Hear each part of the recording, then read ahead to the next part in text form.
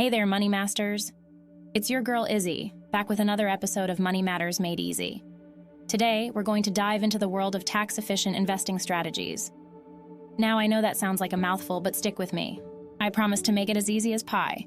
Speaking of pie, let's use that as our analogy for today. Imagine you've baked a delicious apple pie. That pie represents your investment portfolio. The apples, the crust, the sugar, all the ingredients represent different investments you've made. Now, you want to enjoy as much of that pie as possible, right? But what if someone kept taking a slice every time you baked one? That's what taxes can feel like when it comes to your investments. So how do we keep as much of our pie as possible? That's where tax-efficient investing strategies come in.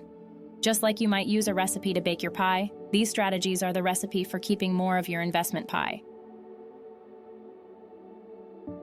First, let's talk about the ingredients of our pie, or in this case, our investments. Some investments are more tax efficient than others. For example, stocks held for more than a year, also known as long-term capital gains, are often taxed less than short-term gains. It's like choosing to use fresh apples instead of canned ones. Both will make a pie, but fresh apples might give you a better result. Next, let's talk about the order in which we add our ingredients. In baking, this can make a big difference in the outcome of your pie. The same goes for investing. The order in which you buy and sell investments can impact how much you pay in taxes. This is known as asset location. It's like deciding to put the sugar in with the apples or sprinkling it on top of the crust. Both methods will sweeten your pie, but one might give you a better texture. Finally, let's talk about when we eat our pie.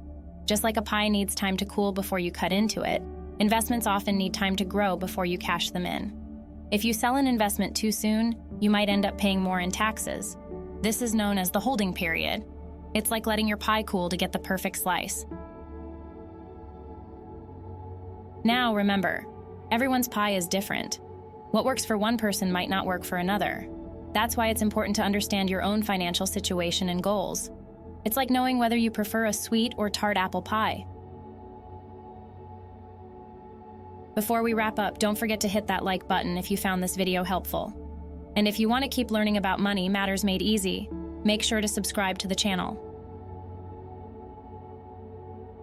All right, Money Masters, that's all for today.